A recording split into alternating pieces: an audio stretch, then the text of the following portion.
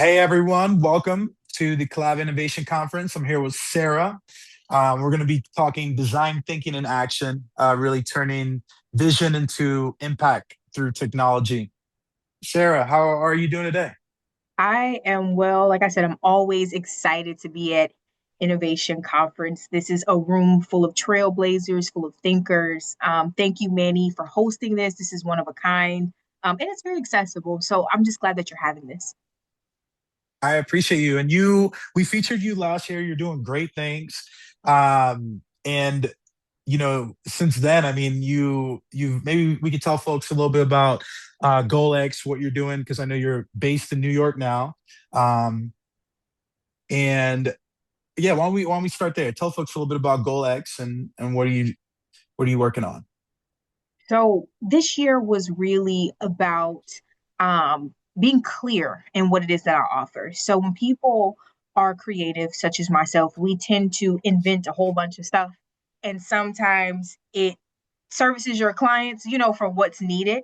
As you always say, right? If you want a lot of clients, you have to be able to take clients, but also be a good service worker yourself, right? Like be a good Hmm. person. So a lot of that has pushed me to really know me and take that introspection and build an infrastructure. And so that is actually the whole mission of GoalX. Ever since Base 44 came out, I'm a Base 44 girl. It has Yep. allowed me to spill my brain with strong front end technology, now back end technology. And so now where we're at is creating tools that not only people need, but they actually adopt. Because a lot of times we have all these softwares, all this fancy stuff, but it doesn't work. I've done it, been $20,000 in debt.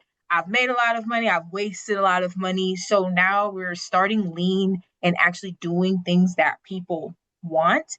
And we're starting with what I know to do best, which is networking. So building your network, whether you're coming from a corporate position or whether you're just out here trying to find your tribe, there is now a system that works for you based off of you, how you work, how you connect. I come from psychology, then transitioned into software engineering. So I feel like that was something that would best service my clients. A lot of my clients were like, well, I use LinkedIn. I'm in these programs with Matt. Like I'm actually in one of Matt's cohorts. I'm in Colaeb. I know this, but like who do I need to talk to? What room do I need to be in? And how do I have this as a system that's not necessarily just a CRM, but like I actually know how to connect with people to put myself in proximity to where I want to go. So that's just Yeah. where we are right now, introspection and infrastructure. Yeah, well, I love that about your background. I love that you have, I say you don't fail, you learn, right? So I think you've worked with large shops to build technology, um, and then also, and then now you've discovered Base 44, and I'm just going to name drop a few other ones that I think people should really take a look at. But there's Replit, there's Mm-hmm. Cursor, Yep. um, and essentially you could build an application that would cost you $250,000 at $25 a month. Yep. Period. Agreed. Um, and that's really the time that we live in. Um, so I guess for you, how well, one of the things too I want to talk about is you brought up distribution. So I know you've been pretty active on Threads, and we could use this as a tactical panel for folks. But why don't you tell folks a little bit about Threads and how that platform has helped your business? So I'm gonna be honest. Manny is my friend, but my coach. He's like, Sarah, you need to be visible because what you're doing, right? Like if I was a lot more active on LinkedIn, then I would probably make the money that I know I can make. But Threads for me was the training wheels, right? Making my post. I'm really good at instead of posting, I'm really good at commenting and engaging. And one thing about Threads is people engage a lot. So what I was able to do was like read look at the hashtag. So one of the strategies I do is I look up hashtags based off of need. There are, you can scrub and do whatever, but I was old school. I looked up hashtags based off of needs, and I was able to not only engage but add value. By adding value, I was able to connect with people on Threads, and also they would connect with me on LinkedIn. And I would offer free sessions like quick wins, design thinking sessions, just so I could get to know them because I'm gonna be honest, one thing I'm gonna say, maybe a little controversial, you might not want to work with everybody, especially in long-term client service to service work. You want to make sure you like them and they like you. So that 15 minutes is really true. One thing Manny taught me was you want to do business with your friends, the people that you like. I don't do business with people I'm not friends with. And that's It's okay. easier. It's Yeah. easier. It really is. Like it really is easy. So I started kind of doing the quick win method. With I do have a business partner out here, and we use Golex and things as the system of one of our agencies. But that's what we started doing, like the quick win method. I started doing a little bit more hands-on calling, the DM method from LinkedIn, using threads to funnel. So basically, it would be like you see somebody looking for, a software engineer or looking for something in design, and either depending on the type of post, it would be like, hey, I could do this for you, and I would put my price and put my connect. Or I would, add value, and then I'd be like, hey, you know what you doing? Would you like to chat, for some coffee? Or I would go straight to their DMs and I would tell them who I am and how I believe like I could help them. Kind of old school, like the Avon lady or the Mary Kay or Herbalife, whoever you want to say. Network marketing, people get mad, but knocking on doors. And I was able to really grow and Yeah. duplicate. So I Well, think it's let's double. Yeah, I think we should double click into that because I think okay. in 2025, I think that a lot of these social platforms aren't, doing what they used to do. 10 years ago, you could run a bunch of, you could play the advertising game and your CPC would work.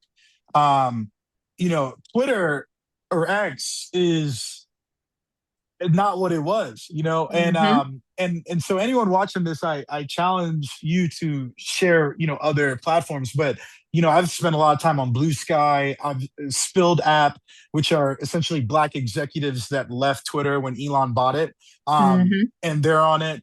But I'm with you now, where I think Threads actually has better engagement than It Twitter. Twitter is like a cesspool, in my opinion. And I think that's really important for people to kind of to see that. And then going back to 2025 and where we're at, I think it's at the end of the day face to face and interactions. I think that's what people are really craving. In yeah. person interactions. Is that a strategy for your business? Fostering in person and doing more.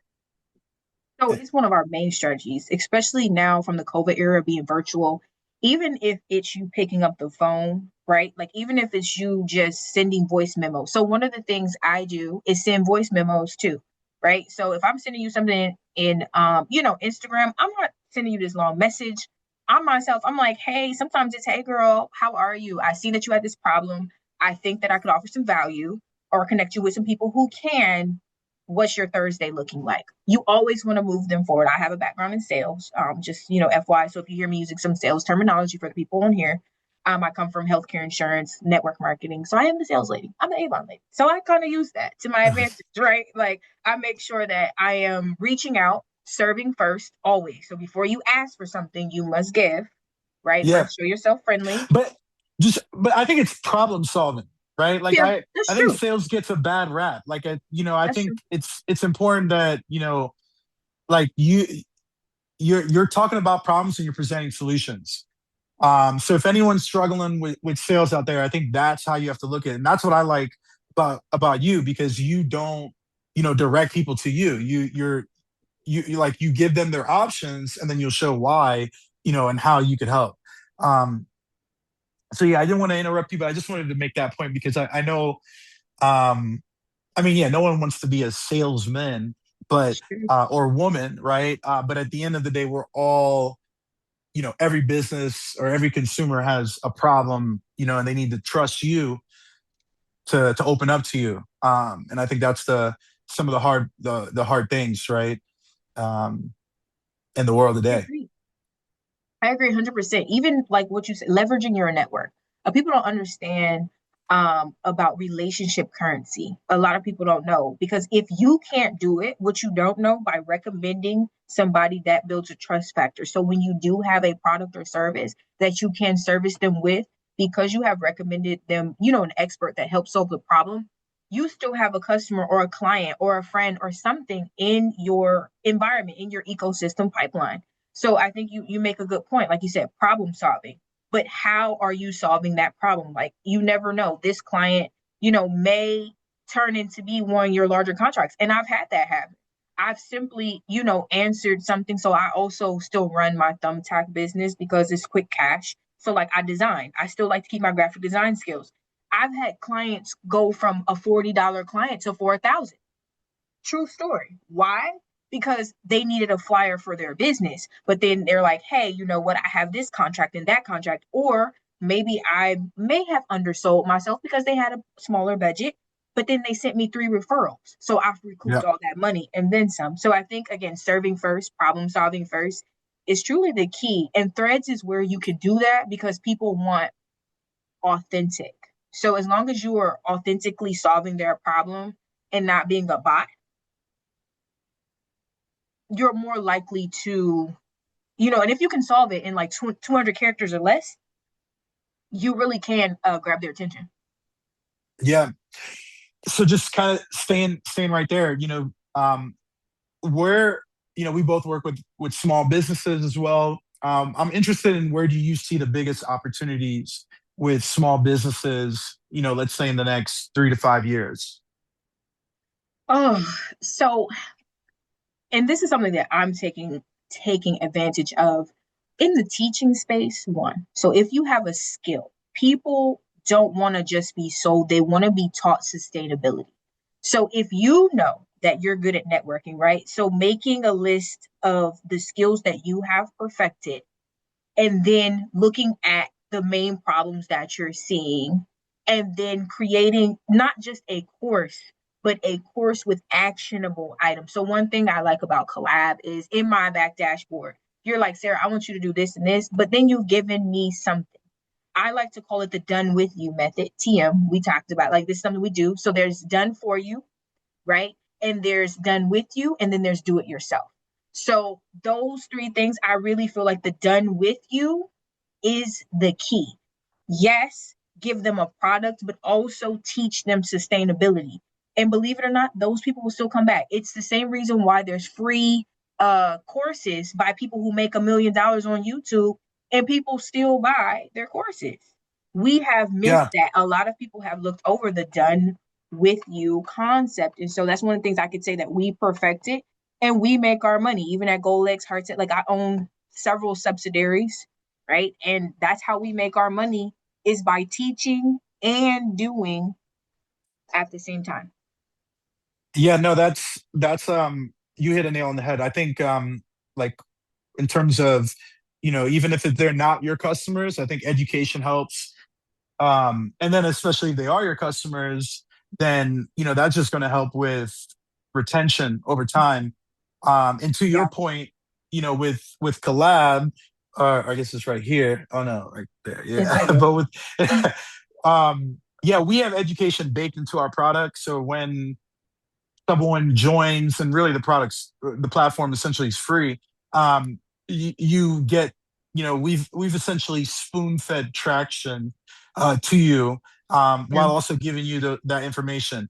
We're not in the education business, but it does, there's a theme of, I think every business, there's a theme of what are you're going to hear the same questions over and Yeah. over, so I think it's your job to basically, put out tools to just automate, those same questions that you get, Mm-hmm. and I look at that as education. Kind of staying right here, how do you balance introducing new technology to your customers without overwhelming them? So for example, all this AI tools, how do you go about balancing that? Wish you know what's crazy. So one of my clients is actually listening, and I wish I could we could talk about it because I helped her really. I wouldn't say master Chat GPT, but just teach her based off of what she needs. So one thing I would say is like you as a business, and this is something that we provide. We do a business audit, right, of your tools and what you actually need. So one thing about me is I don't like all that fancy stuff. I realized that about me, like all the whole sub holes, Zohos, and HubSpots, all that is too much. I'm very much old school. And now that Google Gemini has like connects to Google Workspace, I teach a lot of my clients on what they're familiar. So if you're a Wix girl, we're gonna go into Wix. If you're WordPress is so advanced. I'm not saying as a developer, I just think it's hard for people to use, right? So I can't promote something that I my clients know. But if you're a Wix Yeah. girl, you know, if you're a Google girl, even if you're a Microsoft, we use tools that actually complement what you already use because I know me. I know that I'm still stuck on Google Sheets. And I have my business partner, she's like a systems girl, and she's like, I want to do this fancy stuff. And she know I look at her like this. I if it's not Google, it's not gonna get done. Right. Mhm. So I like to work with what people actually use. This is also one of the reasons why we got away from. So, you know, we used to do the road mapping and we still do it. But what I realized Mhm. is a lot of people like fancy stuff, they don't use it. What's the point? If I just made you this AI roadmap and it's all cool and you're like, oh my gosh, yes, this is great, but you don't use it, it really defeats the purpose. Yes, you paid me all this Yeah. money, but it defeats the purpose. So and that doesn't help with even your data because you need people to use it to even be able to sell it or raise or do whatever. So basically just keeping it lean, as you told me 2 years ago. Yeah. If Manny's your coach, I'm just letting you know. Listen, or you will be in debt. As you told me 2 years ago, Sarah, you don't need that fancy stuff. You need to use this Google sheet right here and you need to go out and sell it. And that's what I started doing. And then I decided, oh no, I need a fancy software. Oh no, I don't. So like I don't even have Golex.io is my domain, but my platform is hosted right on base 44. My landing page, all of that. It says base 44 slash Golex.io. Yeah. No, And I that's like what that. we're I gonna think, do, you yeah, know? I don't know when it happened, but yeah, I think a lot of people they start a business and then they look up to what this influencer said and then they buy all the little tech stack things, Yeah. and it's just not, it doesn't work that way. So yeah, I think it's all about simplicity. And then also if you're paying a bunch of software expenses and like that doesn't even make sense. So um yeah, I think people should really listen to that. Mm. And then I'll introduce Zapier or N8N. There Mm-hmm. where you could literally automate tasks. Um, so yeah, that's yeah, I think avoiding busy work as a founder and being able to just focus and spend time with your customers or your partners, and I think those are the most important and valuable things. I like to add, get a VA too. So believe it or not, so like I actually am in partnership with a couple of VA companies now, right? But like I have a VA and I know people say whatever about Fiverr, but if you find somebody good, my VA has been with me for 3 years. There's times where like as long as I start the design, I can pass it on and she can rebuild it. Right. So like what people don't know, that's automation too. Humans are a part of the system. You see all this Wi-Fi, all it is cords on the ocean floor. A lot of people don't know that. It's not magic. It still Mm. has people. Everything still has people. So don't listen to, well, AI will replace you. It'll only replace you if you're not inventive. And so a lot of times, like we keep adding on and adding on when you're not even using what you have. But when you have a VA, it does. What was there was a software, right, that was ran on all VA. They raised like $1 million, remember? And they said it was AI, but it was really like a whole bunch of It people, was, yeah. yeah, Yeah. on the computer. But again, that's my point. My point is don't be afraid to delegate. A lot of founders don't delegate, and this is why they don't grow. And so now that I've started delegating, just even because like we build mini apps now, because Base 44 is easy. I'm a developer. We build mini apps, we build all types of stuff. So much easier with help. Just saying. So get you a VA too, if you can. Yeah, no, I mean Fiverr, they it's really great tools, and there are great people on the other side. So yeah, I have a few clients that have been working with. They met someone, on Fiverr, and then they connected off site, and they've been working together for years. There's a lot of good stories like that. Um, I know that we're coming to the end here, so um, what are some things that you're looking forward to 2026? Are there any events on your radar? I know you attend some of the big ones. Oh, I'm gonna be honest. This is gonna sound so crazy. No, what I'm looking forward to is innovation conference every year, and really just being at the forefront of my business because I've done a lot of behind the scenes work. I'm everybody's typical techie that's building people's 6-figure businesses, and needing to make that same revenue, right? Like I'm on my way. I've had great months, right? I've touched probably $1 million over the past 5 years, but to do it consistently is my goal. And I just want to pour it into me actually doing my content. Like I'm with Manny, I'm in Matt's program as well. He has a lot of little tools. I'm just trying it out. I said, Matt okay, who? Since you brought him up twice, I don't Matt who? Yeah. Matt from Australia. He went viral on LinkedIn without being a LinkedIn top creator. Would love to connect you with him. He sold me Yeah. by No. sending me a selfie, which was interesting, Wow. right? He sent me a selfie in a DM and was like, "Yo, we have this. Sarah, I know you hate social media." I'm like, "Yeah, I'm with Colaeb. Like, I want to do this. I got some tools for you. It's on school. It's fine." So long story short, Yeah. those are my two. You got to balance it out.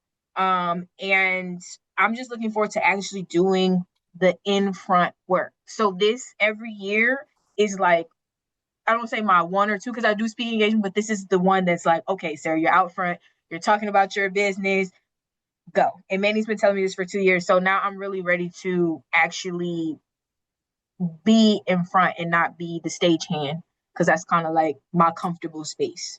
So I'm not looking forward Hmm. to going to nobody's events but my own. Everybody's collabs, and like I'm not.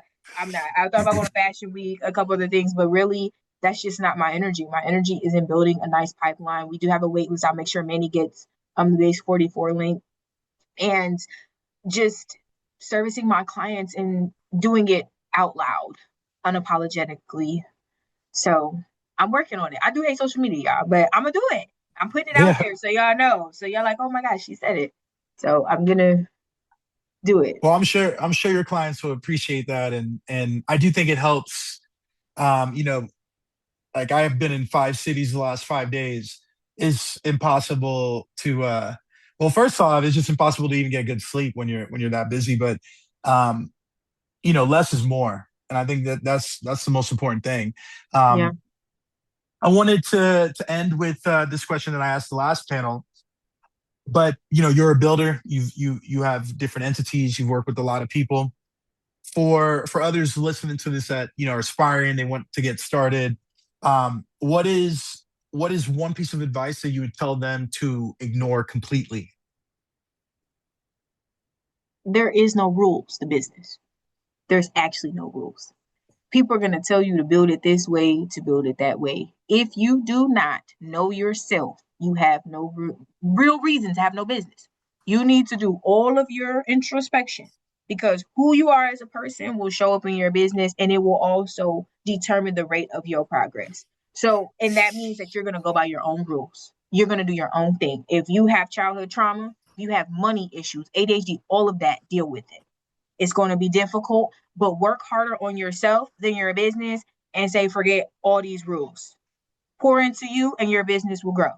Pour into your business first and watch it be stacked.